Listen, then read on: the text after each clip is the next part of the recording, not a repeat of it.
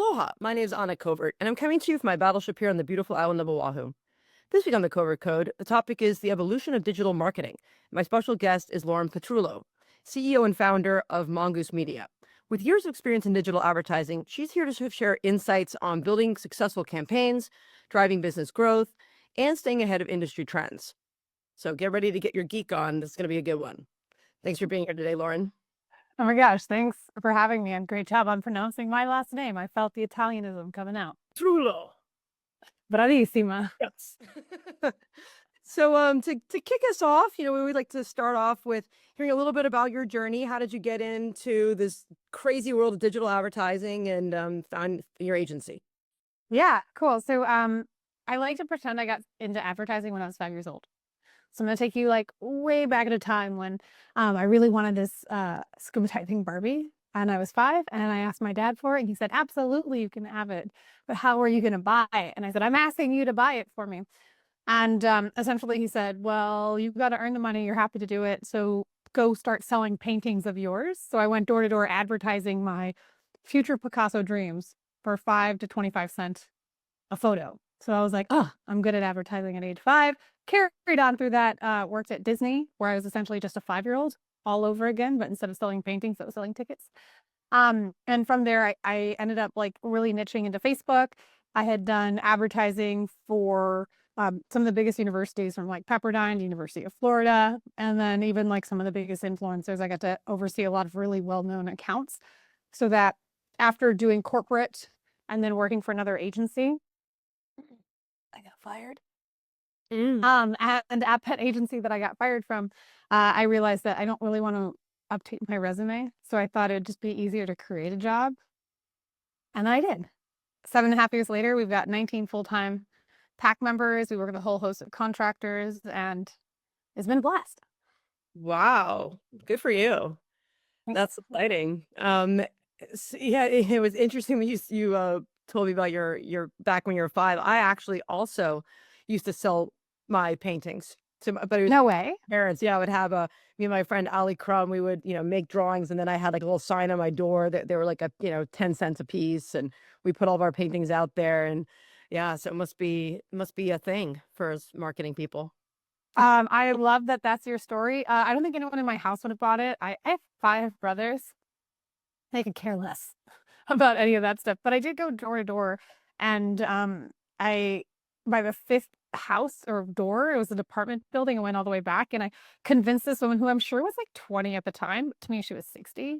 And I saw her empty fridge when she said, no, thank you, and started to close the door. I was like, oh, wait a second. Is that your fridge? Why does it look empty? Don't you want to show off that you've got an amazing grandchild in your life? I was like, you could adorn it with my art. Because I asked her, do you have grandchildren? No, well, now you do. Um, Again, I thought she was 60. I'm certain she was 20. But she thought it was so funny. She appreciated it that she learned the story and then ended up giving me the full $20 to buy everything on the spot. So it Wow, was like, all right, slam dunk. never say no. Yeah, and door knocking at 5. That's pretty progressive. I think it was more of like my dad wanted to watch a movie and didn't want to have to watch me. So he's like, go outside.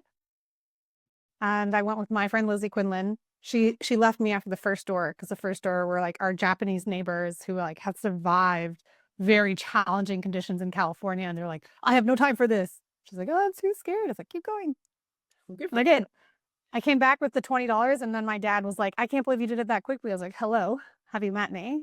And then he took out pricing for the art supplies that I use. So I learned cost of goods really quickly. Wow. So tell me, so you're basically a social media guru. How have you seen advertising transition in the last 7 years or since you started your agency with regard to Sure. Oh man, social's changed so much. Like from a legislation perspective, I can say like that's like a hidden one that I think most business owners neglect. I actually have gotten to go to Capitol Hill. I've talked to senators. I've testified at Congress because there are legislative impacts that are happening that are affecting small business owners that are targeting Metas and Googles and Amazons of the world. But the collateral damage of the small business owners, like in Meta, for example, if you're spending less than 200,000 a month, you are small potatoes to them. You don't count as an actual advertiser. I mean, yes, you do, but not really. And so how I've seen that change is with privacy protection, with your data that's being shared, the data that Meta or other social media platforms like Pinterest or Snapchat are able to use on you is being restricted. So these are free social media tools. So if you say you're in a relationship, but you're not married, advertisers that are selling engagement style stuff or encouraging you to buy your first home together would be able to tap into that data. But a lot of that's been restricted, especially in the financial category, health and wellness, and political. So I would say that's like a huge shift. I think another big shift would be 7 years ago, the number of advertisers on social media platforms were significantly less. It's getting easier and easier every year. Meta, with what they've launched with like Advantage Plus, TikTok, with what they have done with their Advantage Plus equivalents as well, and tapping into TikTok shops and influencers are making it easier for business owners to do it versus having to hire an agency like myself. So I would say like 7 years ago, it was easier to get clients. It was easier to buy attention. You had less competition, but also you didn't have as many tools available to you. So you were doing creative, like you could just make a video or an ad, put it up, and a lot of time it worked. Now it's evolved to you need to get their attention, you need to earn their loyalty, especially when advertising for Gen Zers. Gen Zers aren't really buying so much 7 years ago as they are now. We have Gen Alpha that's entering the workforce. So there are a lot of YouTube millionaires before they even graduate high school, with a lot of discretionary cash. But so the psychology has shifted a lot too, because 10 years ago, Instagram, people were doing ads in the age of like Fire and Khloe Kardashian not disclosing that a post she had was an actual advertisement. Now there's so much more transparency that comes with its own pros and cons. But I would say the biggest is like legislation, and then the creativity required for success are the two biggest things I've seen on social. Yeah, to stop the scroll. What about your experience with fraud? And for me and my agency, and I wrote a book last year, the fourth published, and it's called The Covert Code: Mastering the Art of Digital Advertising. And really, the reason that I did decide to write the book was because of just how much I had experienced. I mean, I've been doing digital for over 15 years and taught myself. We didn't learn it in school, right? We had to teach ourselves, like bootstrapping it. But what I School YouTube. yeah, what I started experience over the past 2, 3 years has been this exponential growth of fraud. And it's coming from, Meta, it's coming from Google. And I had clients literally crying to me on the phone that had I been, and just, being able to share that knowledge with others so that they can protect themselves. Because you're right, the small companies are the ones that are at the biggest risk, but really the Yep. fraud's rampant for everyone. And just because you can afford to lose more doesn't mean that you should have to. What are your Yeah. regard to fraud, and are you using any specific tools to prevent or to minimize it? Sure. Click fraud is massive. And I've seen a lot of people talking about AI bots entering the marketplace. And I'm not saying AI bots aren't real and AI bots aren't prevalent, but cautious if you hear people saying AI bots, usually they just mean programmed bots that they're throwing AI in front of to make it sound fancier and scarier, which it can be, but it's not really that well adopted yet. But yeah, program bots to just trash your traffic is a challenge no matter what. There's a ton of click fraud. I think that what we have found success with, especially for social media, because some of that fraud, I'm going to challenge and say that it's not necessarily bots or malicious, but it could also just be, it's not necessarily fraud, but it's their wrong fit. So I'm going to bundle them together because at the end of the day, you're getting bad traffic. And what I mean by bad fit is maybe they live in a location that you can't service, or they don't qualify for your product for whatever shape or form, whether it's a credit score issue, it's a financial concern. Um, it They may not have the right body parts for certain products, things of that nature. You're There's been such an increase of going so broad that you capture everyone in, and like when you go fishing, right?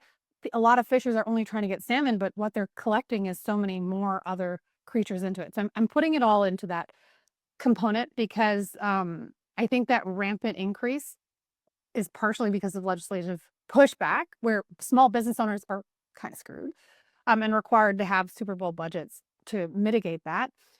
But secondly, what we have found, what we've pushed back, at least on social, we have a client where we do like 4 to 6 push out, like knockout questions to eliminate people. So a lot of time, click fraud will just do the form and fill out the first. answer on every drop form.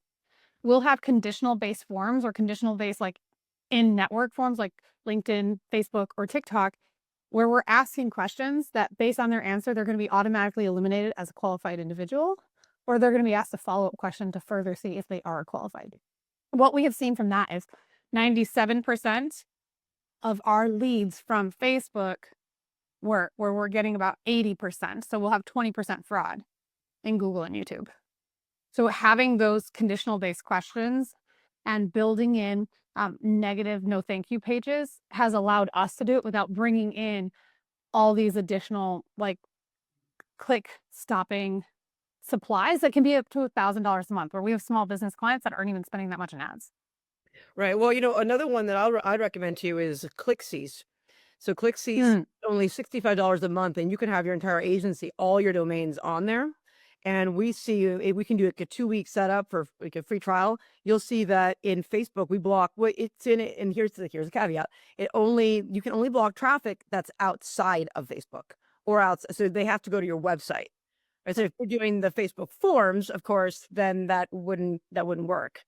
But for those that want to drive traffic to their sites, if the first click, it can track not if IP is spinning out of a different location than you're targeting.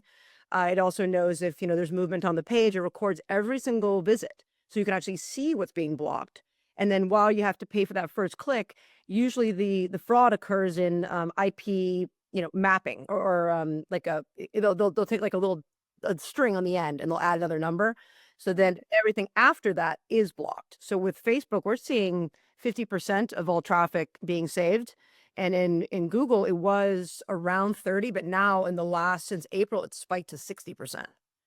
Oh, they had a huge core update in March. So I'd wonder if that had ramifications for it. But I know we've used ClickCease in the past, and because it's URL based, when we were looking at it, we would see sometimes like VPNs would be challenging at some of that blocking. So I mean it's still a solution. I can tell you that a data partner we previously worked with, they were able to show those numbers of bad traffic and get refunds from Google and Oh, Facebook. yeah.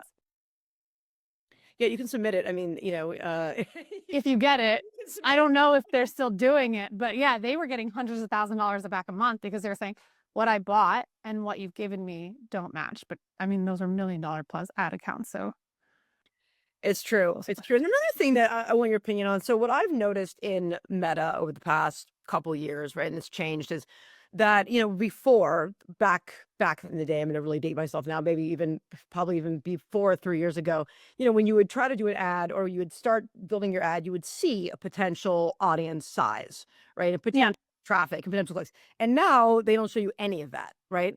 And so then whenever you look and I have all these different types of accounts all over the country, and when we start to look at actual stats, they all look shockingly the same.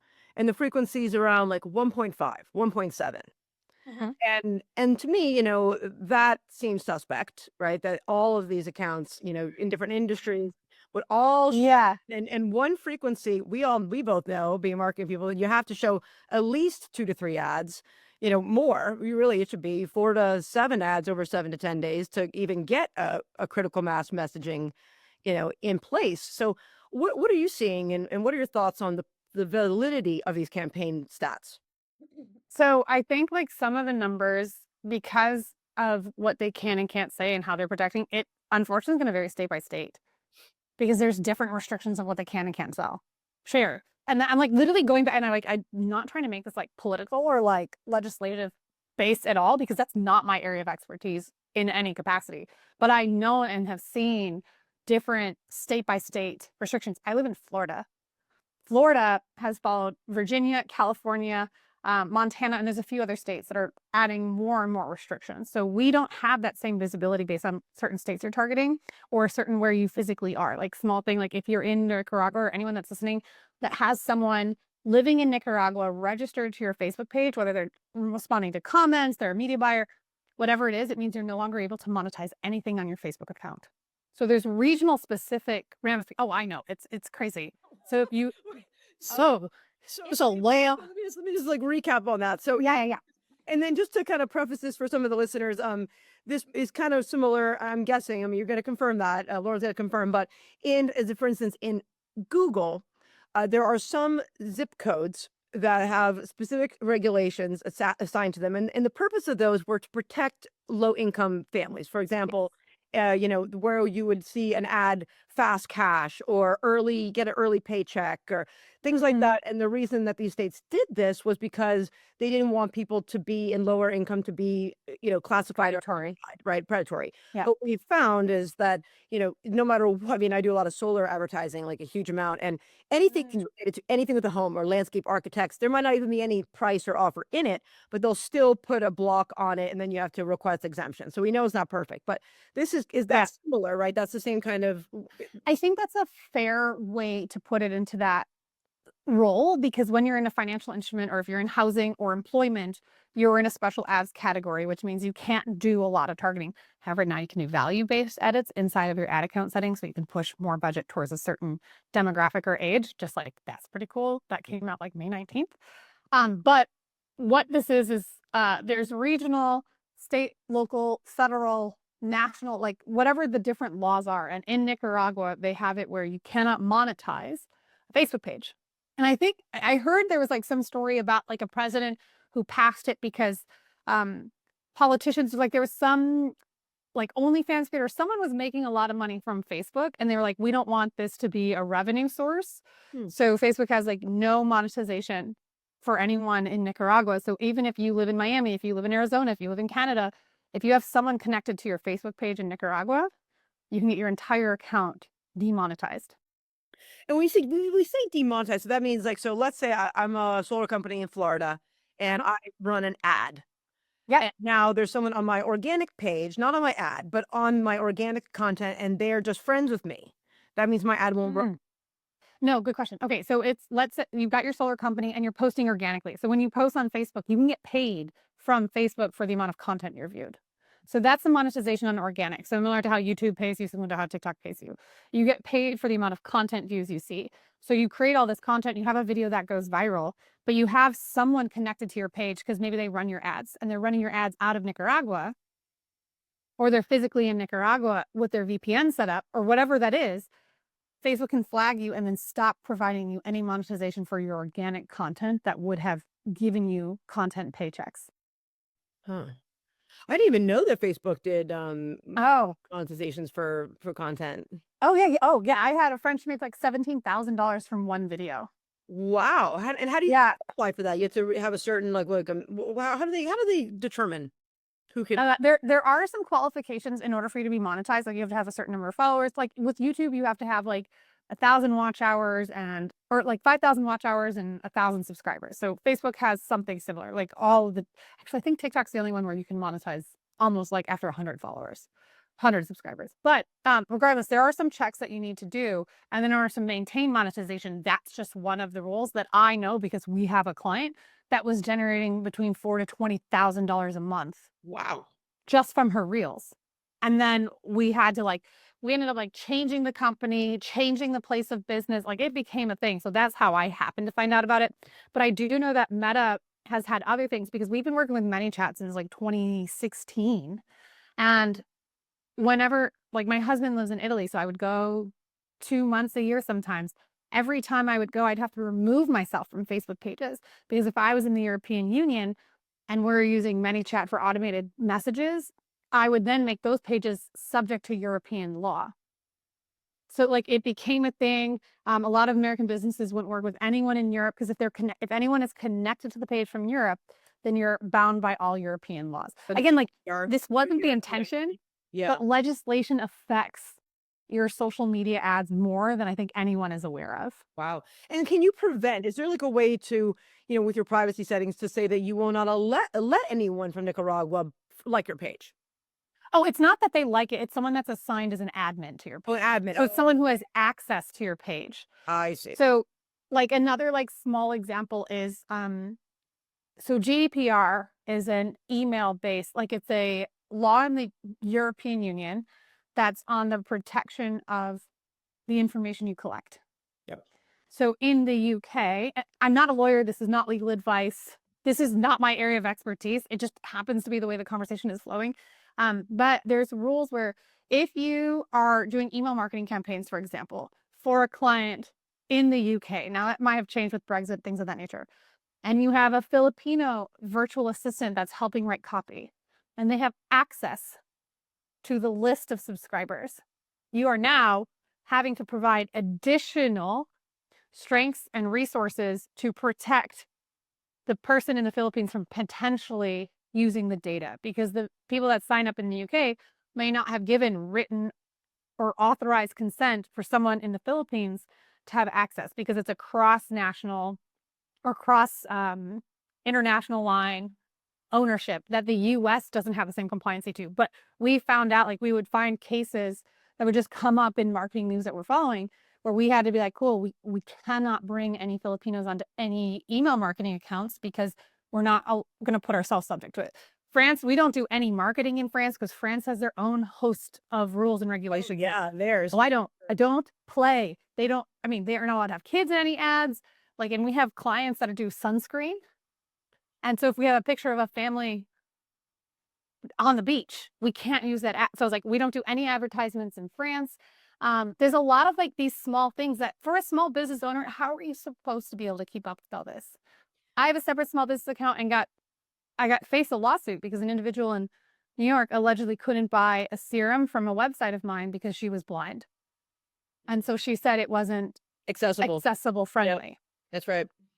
So that was something that like I had to face, and I was like, oh my gosh, what do I do? Like, there's a bajillion and a half different laws. How do you comply for all of them when you're just trying to run a small business? And then you have malicious attacks, like you were talking about earlier with ClickFraud, where Yeah. competitors do it to you. Oh, yeah, competitors, and then the big ones are Google. They're clicking their own ads. You know, Meta clicks on their own ads. We know that they do, right?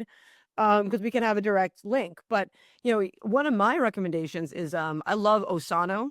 They're one of my favorite global privacy companies. And so, if you go to like any of my sites, you go to the bottom. There's the cookie preferences, which and then what they do is they're so assured of that they're because you're right, the rules change constantly. Even different states have different rules, right? So, but when you install the pixel and the code, no matter where the person lives, they will see the correct cookie preference policy for their country or state. Exactly. And push that across. Yes, it does. And Cool. they're so committed that if there was ever a kind of lawsuit that you were subject to that related to global privacy, they will back it up to $200,000 of legal fees. Which is huge. I mean, going to court alone is a minimum of 6 figures. So it's like writing a demand letter or having like that mediation happen. That's necessary. So Osana is the tool used for cookie preferences, because that was another, like with TikTok, people have like we always recommend add all of the tracking pixels you have, even if you're not advertising on Reddit, even if you're not using Snapchat yet, because if and when you do, you'll already have a seeded pixel that's able to track enough data, because it's a law of numbers, right? You need statistical significance for it to be able to know and mature. And so if we have a client that's spending, $20,000 to $100,000 in one channel, we're like, okay, what are the next 3 channels? We need to bring in those and install those pixels. But if you don't disclose it or don't have the correct cookie policy that's talking about where your data, your website browsing history and all that is being stored, you can be subject to. Absolutely. Then not only that, but having a clear subject right request form, right? Because now that's one of the big things in GDRP or the California Consumer Protection Act, where and where businesses forget or they maybe miss over it is this also applies to your employee. And I'll give you an example.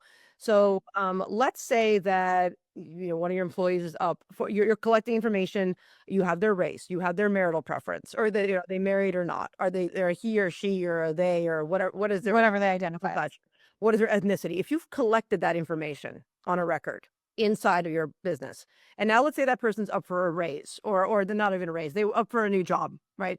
They're competing with someone else for a new role, and maybe they don't get that, not because of anything having to do with any of those criteria.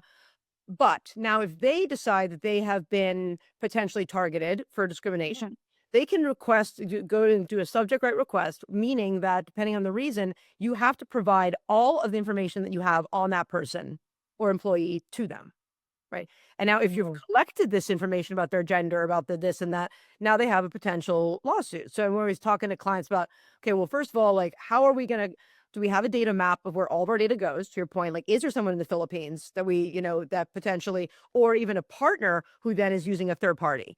Because that Yeah. you're also responsible for that, right? So it's like, Yeah. where's the data? And if we need to pull the data, or if someone has, request the right to be removed, or even just updated. I mean, I'll tell you, even today, in my AT&T account, it has one N for Anna, and I've tried to change it like so many times, and they will not change it. And so that too, it's like, hey, I'm okay with you having my data, but I want it to be corrected. The address is wrong. Some Yeah. deceased. All these different things that we have to be able to store it, track it, and then be able to get it quickly together. But it always leads me to clients asking, why are we collecting this information? Is there a need for us to hold this information? And if Mm. not, then we shouldn't. We should, use this variabilize it. I love that you're bringing that up because I never thought of it from that protection angle. I'm really big on lead generation, and I think that most people collect garbage leads, and I know that a lot of like, oh, here's ways you can monetize your garbage list subscribers, Yeah. and you're like, okay, let's squeeze out of juice the people that have already made it clear that they're not into you, right? It's like, oh my gosh, you become the desperate individual chasing someone who's in a relationship with someone else. So a lot of the things that I'll try to do to mitigate that is like, again, I showed you, like, we're asking 4 to 5 questions. We're kicking you out. We're making sure that if you don't qualify, we're sending you to a no thank you page because of questions that we're asking.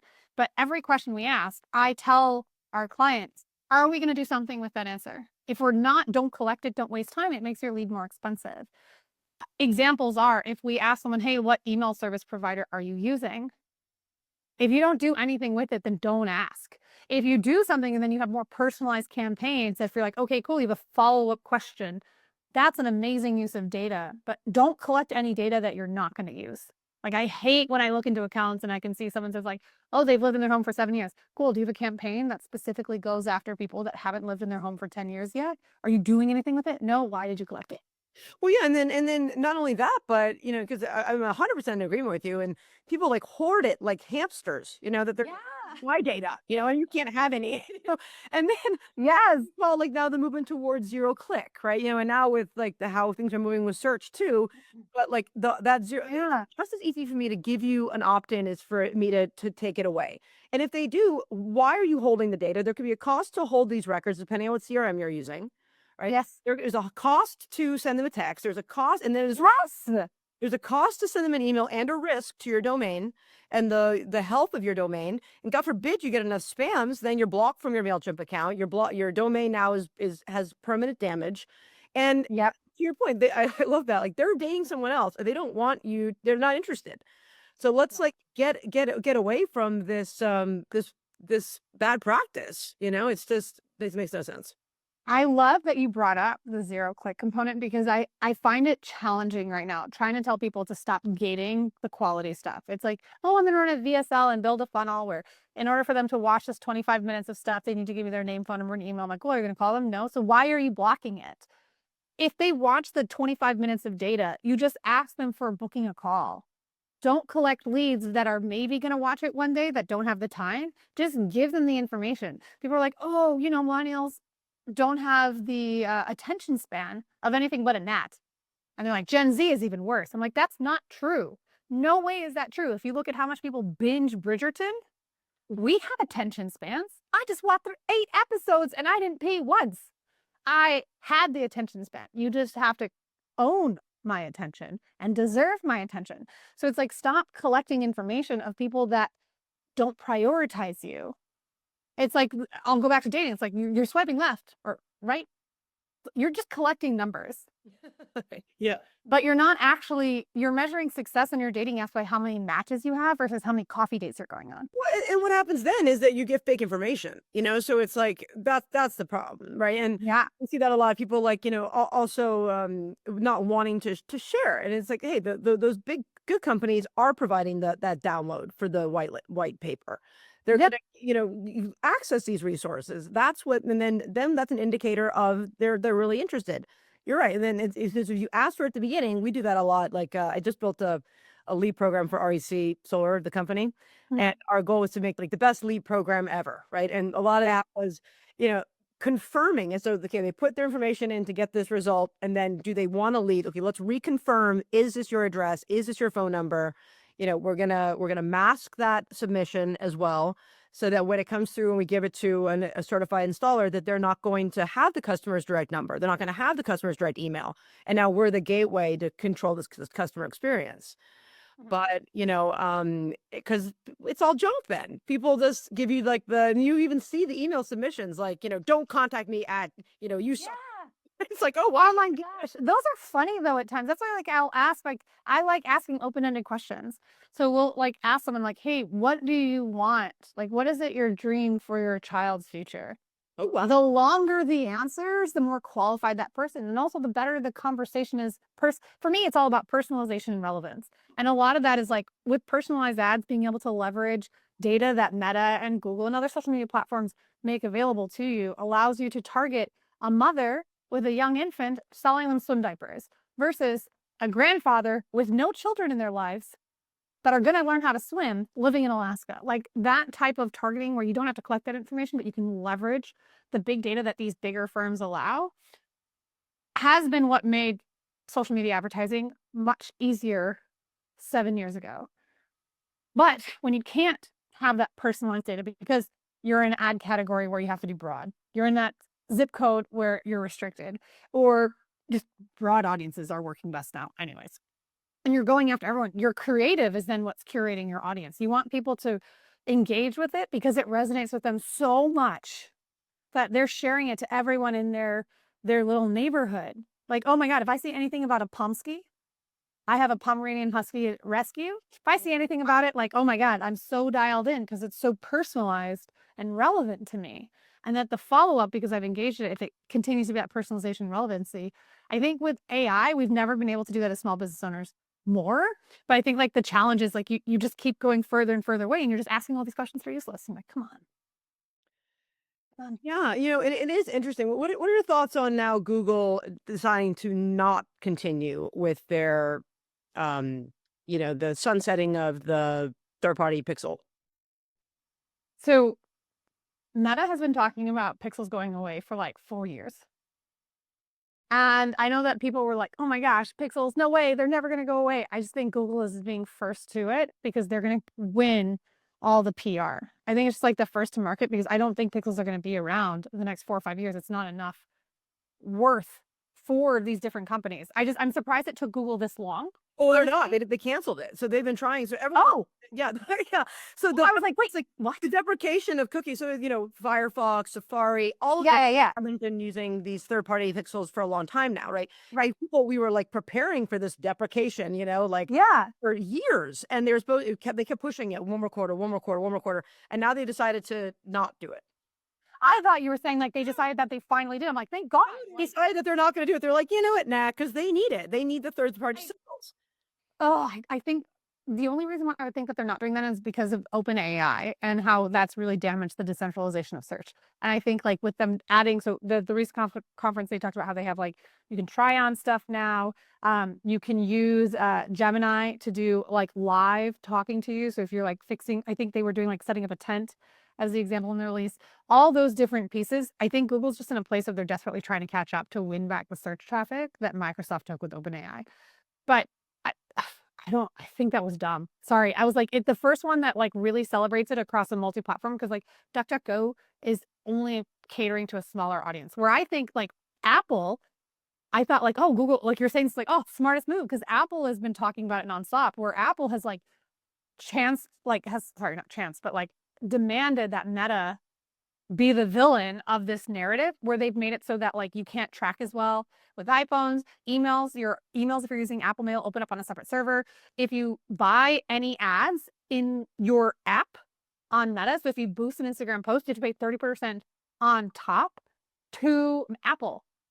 Really? You're boosting a post from an Apple phone using the Instagram app on Apple, not using Meta or not using Instagram.com in the browser, but you're using the app from the Apple store, they're charging a 30% overhead. What? on Meta. Yeah. So if you're even like, there's an ads manager app inside of the Yeah. app network. It's only app and they targeted Meta. And then we know with the iOS 15 update, how it was like a massive like declaration of war on Meta. There's just these constant things that Apple is doing where it's in the name of consumer protection. But in the reality is I believe that Apple is going to be the first one that really does this like deprecated cookie only at first. Definitely, they've already done it. It's already happened. Oh, but like to a bigger extent. Like I'm saying like 10 times bigger because you have already, if you you can buy the messenger number so that your text conversation with Apple isn't blue. It's like a branded one. So if you text Delta's number, yeah, I was like, I just downloaded the Nudge. I don't know how well it's going to show. But I was impressed that this small app got into it. But Apple allows it so that your text messages can be branded. So like here, I don't know how well you can see it, but you see like the name at the top, Wow. Nudge.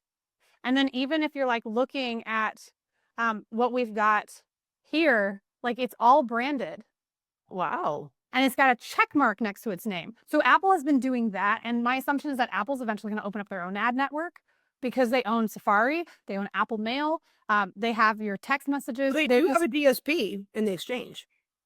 oh, Yes, because you for can Apple advertise. TV? Yeah, you can advertise through they're on there. They have a DSP for programmatic. Oh, I did not know that. Yeah. Yeah, that's why Right. all these big companies. I remember I had a friend who was like, "Why is I don't understand why like Max and all these why are they all creating their own networks?"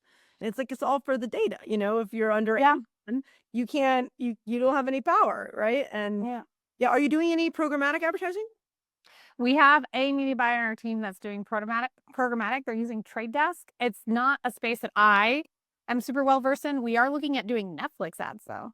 Because at the most recent ad, whatever their conference was, they were announcing how their DSP has better targeting and like there's very niche content that we want to advertise on, like Bollywood shows, K-dramas, things of that nature. But that's not our strength. We do millions in social. Wow, that's really exciting. Well, one thing you might be interested in is Hmm. the way you can use the Amazon DSP, in conjunction with shopping, right? So let's say we can correlate that. I know about Bollywood, but I'll go back to the solar example. That if someone goes to Amazon, they're looking for a level 2 charger, right? That's for your car, Hmm. right? I Okay. can make the assumption that they have an electric vehicle because otherwise, why would Yeah. they be looking for this level 2 charger? Using Yeah. that data, I can then serve them remarketing ads for solar, or I can play a commercial on Amazon Prime to them. For that topic based off of what they're browsing in Amazon. Right. So, but it wouldn't be like for a solar company. So it's like, hey, if you're getting an electric car, you probably then are, interested in solar, right? Yeah. You can make a lot of associations, but there's complete access of, Home Depot and I mean, all the Costco even. We have Yeah. all of that kind of data. So it's like just the ability to think even grander about, what is that customer's journey and how often are you.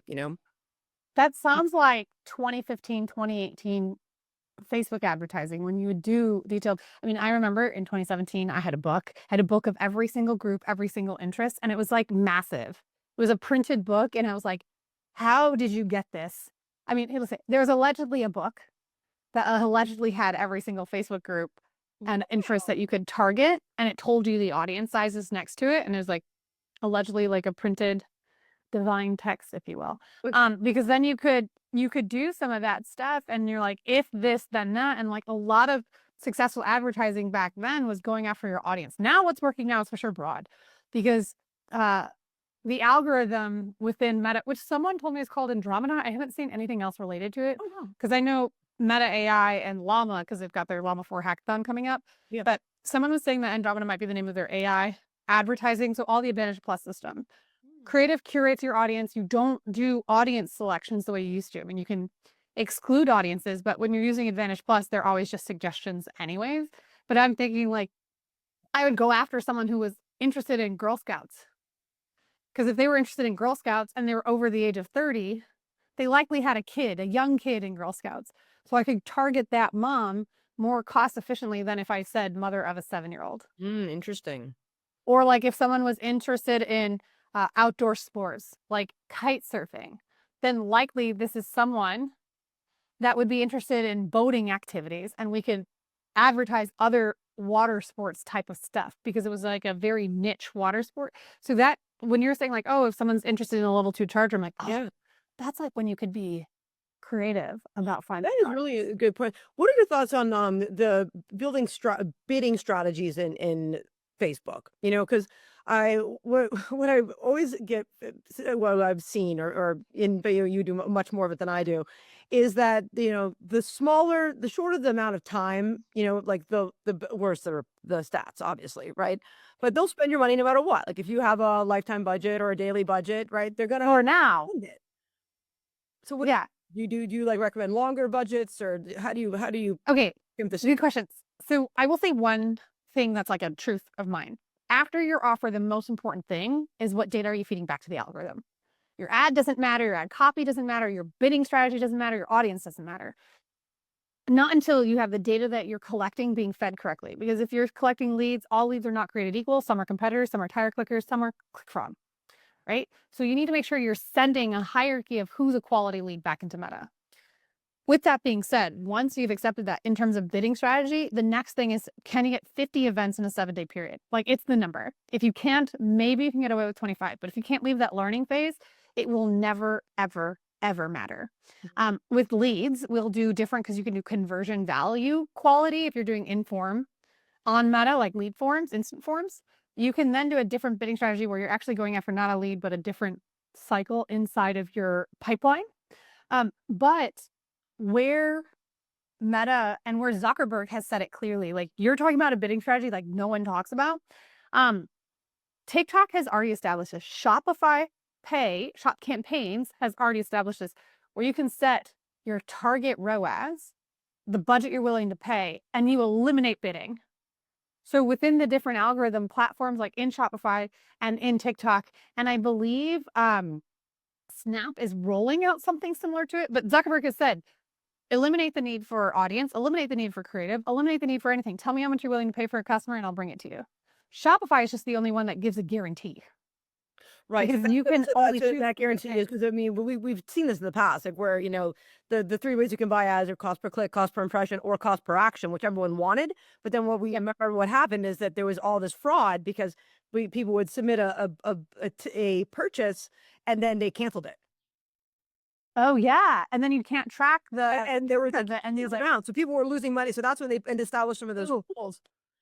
I like that you're saying this because one of the things that Google said, and like there's this big thing where Google is trying to make it so that you don't even have to go to the website anymore to make the purchase. So within the search bar, if you see, you're like, I want this Epcot mug, you can click, you can Ariana Grande it. You see it, you want it, you click it, you buy it. And you don't have to go to the website. You don't have to worry if it's going to load, if it's mobile friendly, whatever. You can buy it directly the way you can on TikTok shops and Instagram. Wow. But by eliminating a lot of that stuff, I am mindful that that's going to have a huge spike in returns because it's going to be so easy. And there's like now a really popular like try before you buy model. I don't know if you've seen it happening a lot, but you can buy a product, a full size product. And then if you don't return it in 21 days, then we'll charge you. Wow. So that's becoming a like way to mitigate. Oh yeah. Oh, it's scary, but it's also people don't return. Right.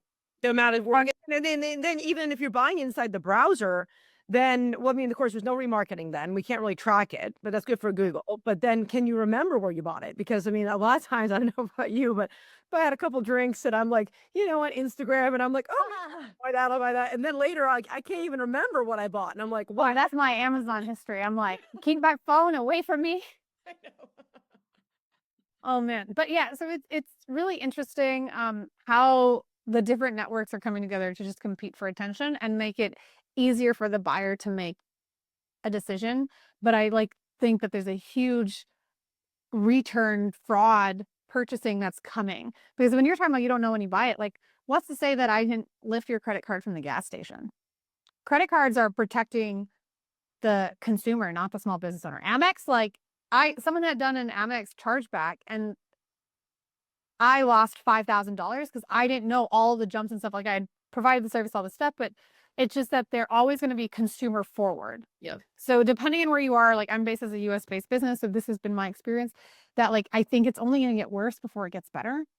And I think that the current try before you buy trend is to mitigate all these returns, because then they're not having to do chargebacks. They're not hitting their Stripe. Like if you use Stripe, it's it's like a volume game. So if you're only doing 40 transactions a day versus 4,000 transactions a day, one chargeback can have a lot more ramification than if it's just a 0.5% when it could be 20% of your business. Right. Those type of things like are coming into play, which I think like are important for us to pay attention to in the coming days. But like, man, it's so much for a small business owner to keep on top of. It is. I mean, that even that makes me think about like that same principle with texting. If people don't realize, right? Like if if you're depending on where you're texting, like we use like Go High Level a lot for our clients, right? Yeah, love it. Or Twilio, and now the rules have changed, right? And so if it depends on how many messages you send a day. So you're same point you have is like okay, so if you only send maybe you only send 10 texts, but one of them blocks you. Well, now that's 10%. Now you're shut down, right? Yes. Right, but if you sent, 20 if you had, like, hundreds of them that you sent out, only 1 or 2, now you're under the threshold. So it's almost like you need to send more to be able to make sure that you're not under, and then that's, well, who wins there, right? It's not the consumer, Right. right? It's not them paying by the transaction, and that's why I think there's so much spiking of this, junk texting. I mean, even just yesterday, I got, like, 3 texts from people that I didn't know with, offers for capital, and I keep spamming. I'm thinking like, okay, eventually it'll stop. But then I'm like, well, maybe not. Maybe they're just like, okay, if we send it to 1 million people, then we'll keep under that threshold. And Yeah. It's a dating game. It's right. It's like the law of numbers. You're going to swipe right until you get as many matches as you can. And the first one that replies, you got a date. the only But like, thing from that is that the maybe, like you can so you're not interested, you are interested, or maybe like they can recirculate those like 2 in the morning or what. that would be not in the state of Massachusetts, because again, it's a state by state difference. So like you can't send and again, not a lawyer, it's not legal advice, but what I remember coming across was you can't send 2 text messages in 24 hours without a reply. And like, I'll get a lot of things to overcome that where someone's like, hello, or they'll ask me a question like, I don't know who this is yet. You didn't establish who you were. But what is going to come is continued like legislation is going to try to help the consumer. But these are, predominantly men in office that aren't using social media, that are like, oh, I hate that I got this 2 text messages, but doesn't know that some small business owners are using it because people have opted in. But it's going to come to the bigger thing is like you said earlier, I don't know where I bought that from, which means when they bought it from Google, did they opt into your marketing? But if they don't remember because they've never been to your website and you start sending them emails because they don't remember you, they bought a cup. They could care less that it came from this is Disney directly. No one cares. Well, They just bought the that's product. the big problem. They were supposed to have that 1-to-1 consent was supposed to take effect this January, and then they pushed it, right? And that was, so if you go online, let's say you fill out a form, right? No. And at the very, very bottom, there are terms that you're opting in. And what the problem was is you're like, okay, but then there was a little link and it said, you're up by like agreeing, you also are opting into all of our partners. And there was like 5,000 million sites on there, right? Yeah. That's why you're getting all this stuff. But then, then they said, okay, the FCC said that no, they can't do that, only 500 at a time. And then they're like, no, if it's for, 1-to-1, for home services, for instance, you have to actually opt into that company. And so we were using what's called sit back. So we would say, okay, if it's like a lead service, I want a lead, and then they pull the company's logo in, and then you're opting into that company. So I was really excited. Okay. Yeah, because like as a lead broker, you're like, hey, I need a plumber near me, and then all of a sudden you have like 15 phone calls. You're like, whoa. Exactly. So this would have been like, okay, then they know, and you could do up to 3, but you'd have to see the logo, and then so all these lead providers were getting ready to push it live, and I'm like, oh, this is going to be a dream, because we'll get better data. And then they said they were going to move it to next year, and now they've canceled it. Yeah. So Dang. I was like, this is great. But at the end of the day, it's just you like what I'm hearing or what I'm understanding is that as a brand, you have to develop a personalized relationship with everyone in your database. Yep. And then the personalization, though, should not be like, I know everything about you. I don't need to know your horoscope, what gender you identify as, any of that stuff. But I do want to have a personalized relationship of where you are with my brand and where you are in your customer journey. And like a small thing of that is I like to do like the way that everyone does like a welcome series when someone signs up as a new customer or signs up as a lead magnet kind of thing. People will do like 5 to 7 emails onboarding them. the first email in most people's series, I have 27 potential emails that may be getting. Wow. So I do this like whole proof of life thing where I'm like, I'm not providing you any information unless you show me proof of life. I'm essentially knocking you out of my CRM and I'm tagging you as a subscriber and then you're dead weight to me. Because if I don't get proof of life in a click or a reply, I don't need you in my ecosystem. I'm not gonna tell you why my brand is good. I'm gonna tell you all these other things. You downloaded this like 16 ways that you can save money by using solar on the Big Island lead magnet, but you didn't click on it once. I don't think you're actually real. You're not serious. You could be click fraud. You could be whatever. So I'm going to send you, I'll write 3 emails, but I'll send you resend twice, cycle it through. Essentially, so you could potentially get 27 emails and 5 text messages from me, where if you don't click or reply once, then I boot you out of my system. Wow. Because you have shown me in your relationship with me as a brand, you don't actually care. Yeah. I'm not trying to make matches. I'm trying to do coffee dates. I'm looking for marriage, not for a swipe. I like that. I like that. Well, Laura, this has been so exciting. Thank you so much for being a wonderful guest. I loved geeking out with you today. Oh, I appreciate this so much. I'm like, oh my gosh, these are conversations I rarely get to have with. I know, it's so fun. And so people can, if you are interested in finding you, it's just mongoosemedia.com or It's mongoose.media. mongoose.media. All right. Well, and then you're on LinkedIn. And for all my listeners, please join me next week as I interview another industry expert and a topics to help you succeed on and offline. And I'll see you in the pixels. Aloha.